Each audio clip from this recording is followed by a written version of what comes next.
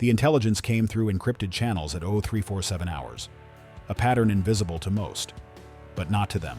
Across 14 conflict zones spanning 3 continents, something sinister was unfolding beneath the chaos of war. While the world watched borders shift and cities fall, a shadow network was harvesting human cargo from the rubble. This is the story of how a global trafficking empire nearly perfected the art of disappearing people in plain sight, and how an elite task force operating beyond all oversight brought it crashing down. The operation would span 11 countries. It would involve zero public acknowledgement, and it would save 347 lives that the world didn't know were being stolen. The invisible harvest. The pattern emerged from data that shouldn't have existed. Satellite imagery cross-referenced with refugee flow models. Banking transactions that defied economic logic in war-torn regions. Communications intercepts that used civilian aid frequencies. Digital breadcrumbs scattered across systems that weren't supposed to talk to each other. One analyst noticed it first, working through terabytes of refugee movement data from conflict zones across the Middle East, North Africa, and Eastern Europe. The initial observation seemed insignificant, a minor statistical anomaly in demographic tracking at processing centers. Refugee camps in conflict zones showed normal exodus patterns. Families fleeing violence, elderly displaced by bombing campaigns, young men avoiding conscription. The data matched expected models, except for specific demographics that vanished at statistically impossible rates. Young women between 17 and 26 disappeared from processing queues at rates that exceeded conflict mortality by 400%. Children under 12 with no documented family connections vanished from camp rosters between intake and resettlement. Men with technical skills and clean backgrounds went missing during asylum applications. The analyst ran the numbers through 12 different models. Every algorithm returned the same conclusion. These people weren't dying in the conflict. The pattern was too consistent. The demographics too specific. The timing too precise. They were being extracted. Someone with access to refugee processing systems was identifying targets. Someone with logistics capability was moving them through war zones. Someone with connections across multiple countries was delivering them to destinations where their existence could be erased. The analyst flagged it up the chain. Within 18 hours, it landed on a desk that didn't officially exist.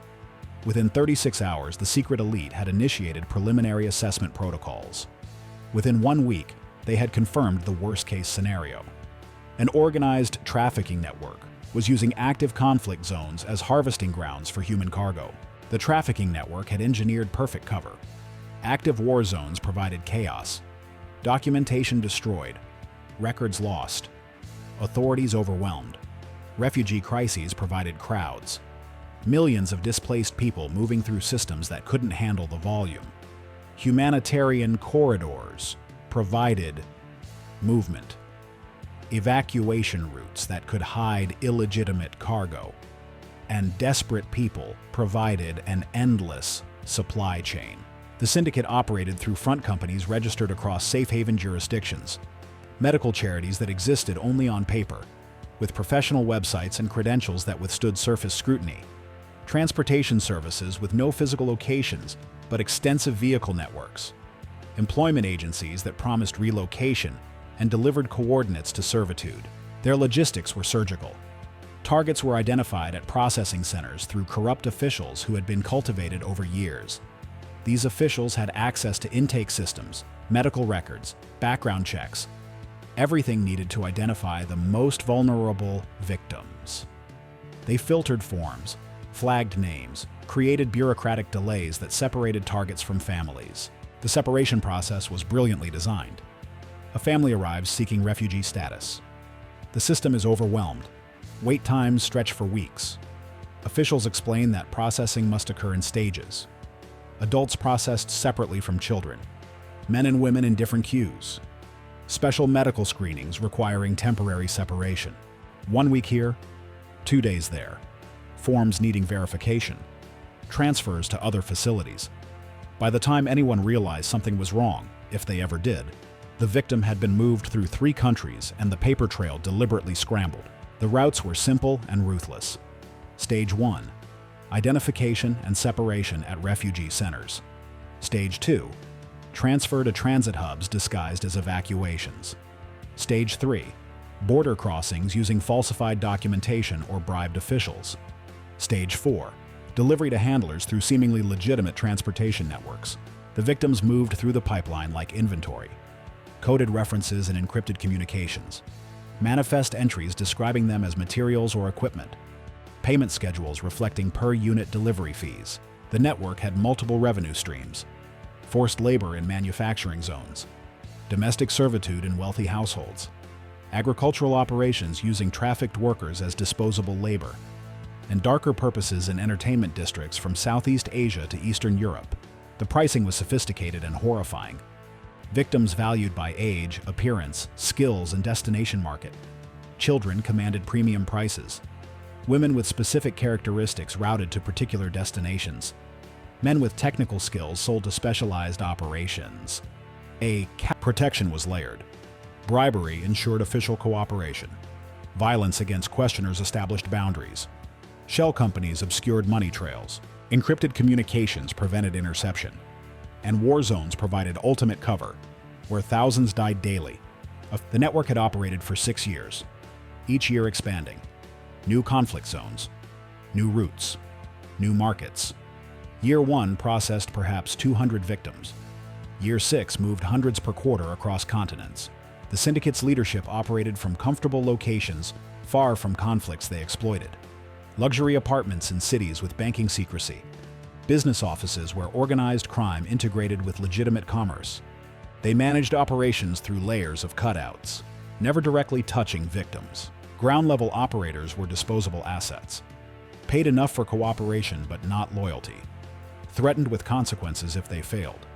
The leadership could sacrifice any number without damaging the core network.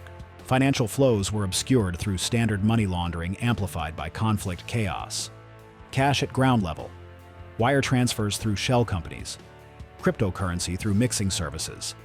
Business fronts generating paper profits, hiding trafficking revenue. Every aspect designed with redundancy. Multiple routes for each corridor. Backup transit hubs. Alternative handlers. The network could absorb disruptions. Losing one route meant shifting to 3 others. Losing one handler meant activating reserves. The syndicate had stress-tested their system through 6 years. They'd encountered investigations and moved jurisdictions, lost personnel to arrests and replaced them, weathered conflict dynamics changing by adapting to new crises. They believed they'd created something untouchable, an organization existing in gaps between national jurisdictions, operating where normal law enforcement couldn't function, exploiting populations without advocates, generating hundreds of millions annually with near-perfect security, until the secret elite received the pattern analysis and decided the network needed to end. Now our Soust, the Ghost deployment. The task force assembled without fanfare. 15 operators drawn from nations that don't admit such capabilities. Intelligence specialists who could trace money through 50 shell companies. Signals analysts who could break codes organized crime believed unbreakable. Field agents who could operate in combat zones undetected. Extraction specialists who could remove targets from secured locations without alarms. Their mandate was absolute. Identify the network, map every connection, extract every victim, eliminate the operation completely. No press releases, no diplomatic channels, no arrests feeding into legal systems where lawyers could negotiate comfortable sentences. This was about ending something evil, permanently. The first phase took 11 weeks. Infiltration teams embedded in humanitarian organizations working conflict zones. They operated in Syrian camps, Libyan processing centers, facilities along the Turkish border, sites in Greece handling Mediterranean arrivals. They documented everything methodically. The selection process, how corrupt officials identified targets, what criteria they used, how they flagged individuals. The timing mechanisms, how long victims were held before transfer, what delays facilitated separation. The physical movements, which vehicles, which routes, which border crossings. They identified 23 corrupt officials across 7 countries with access to processing systems. Low-level bureaucrats recruited with money and threatened with violence. Each received modest payments for flagging targets and creating delays. Each believed they worked for localized operations, not a transnational empire. The infiltration teams tracked transporters, security personnel, border officials, each playing small roles in a larger machine they didn't understand. Communications intercepts revealed the network's structure. Encrypted messaging systems compromised through classified techniques. Every message between handlers and coordinators collected. Every financial transaction logged. Every victim movement documented in real time. Digital forensics uncovered financial architecture. 4 primary shell companies in non-disclosure jurisdictions. 17 secondary entities. Dozens of bank accounts across 23 countries. Cryptocurrency wallets for high-value transactions. Money flowing through this maze. Always moving. Always obscured. But now completely mapped. Surveillance identified 114 handlers across 11 countries who received and managed victims. Labor contractors in manufacturing zones. Placement agents in domestic servitude markets. Entertainment establishment managers. Each moving human cargo through their supply chain segment. The network's structure materialized. At the top, 7 organized crime figures operating from countries without extradition. These individuals didn't know each other personally. They communicated through encrypted channels and intermediaries. They'd formed the consortium 4 years ago to scale operations. Each brought specific capabilities. One had North African connections. Another controlled Eastern European routes. A third had Southeast Asian infrastructure. Together, they'd created something larger than individual operations could achieve. Middle layer, 23 logistics coordinators managing specific routes. These operational managers ensured victims moved properly, payments flowed, local assets remained productive. Ground level. Recruiters in camps. Corrupt officials facilitating selection. Transporters moving victims. Handlers receiving them in destination markets. Hundreds of individuals, most knowing only immediate roles. The syndicate's annual revenue calculated at $437 million. They'd processed 2,043 victims in 18 months, nearly 4 per day. The operation spanned 14 conflict zones, utilized 72 front companies, employed or exploited over 400 individuals. The intelligence picture was complete. The secret elite knew who ran the network, where leadership operated, the routes, safe houses, front companies, bank accounts, every corrupt official, transporter, handler. They knew where victims were held in 11 countries. The intelligence collection concluded after 11 weeks. The operational plan required 14 days. Authorization came in 72 hours. 8 days later, the network would cease to exist. Berbad. The operation launched simultaneously across 9 time zones at 0200 WoW. Sawahid. Hours local time in each location. Late enough that nocturnal operations were active. Early enough that surveillance and civilian activity were minimal. The window would last 17 tactical teams deployed across 11 countries, each self-contained and mission-capable. Each briefed on specific objectives but not full scope. Operational security required compartmentalization. Phase 1. Decapitate leadership. The consortium's 7 members operated from protected locations, countries with no extradition, where organized crime had symbiotic relationships with corruption, where law enforcement could be influenced. But traditional protection doesn't work against forces operating outside those constraints. Target operations varied by circumstance. Mediterranean villa with military contractor security. Team bypass perimeter. Neutralized security. Secured target before panic systems triggered. Eastern European apartments surrounded by criminal associates. Diversion 3 blocks away. Pulled security attention, team accessed through delivery entrance. Secured target before he understood. Operations across 5 additional locations. 3 targets captured for intelligence. 2 chose terminal resistance. 2 attempted leverage through local connections and learned certain operations transcend political influence. The consortium's encrypted satellite communications had been compromised 3 weeks prior. Every message monitored. Every transaction documented. When leadership fell, organizational structure was already exposed. Phase 2. Destroy financial infrastructure. Front companies exposed through simultaneous actions across 6 countries. At 8:30 hours local time, anonymous packages arrived at regulatory agencies containing documented evidence of corporate fraud, money laundering, criminal enterprise. Medical charities revealed as fabrications. Transportation services exposed through tax authority tips. Employment agencies dismantled through labor law enforcement. Routine administrative actions that appeared mundane but destroyed economic foundation. Bank accounts in 23 countries frozen through mechanisms varying by jurisdiction. Anonymous tips to financial crimes units. Suspicious activity reports after specific prompts. Cooperation requests appearing routine but based on elite intelligence. 417 million in assets inaccessible within 72 hours. Cryptocurrency wallets were complex. Syndicate moved funds through mixing services and privacy coins. But technical specialists had tracked transactions through obfuscation layers, identified final wallets, coordinated with private sector partners who could freeze or redirect through obscure but effective means. Phase 3. Collapsed transportation routes. Transit hubs hit by teams appearing to be local enforcement conducting routine operations, actually operating with precision far beyond standard capabilities. Port City Warehouse Processing Center raided as customs enforcement investigating smuggling. Team arrived with proper documentation and authority.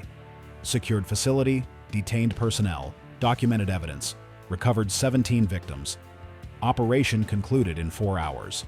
Safe houses cleared through building code violations, fire inspections, immigration raids. Each action legally justifiable. Each resulting in facilities shut, personnel detained, victims recovered. Coordination invisible, routine enforcement within the same 72 hours.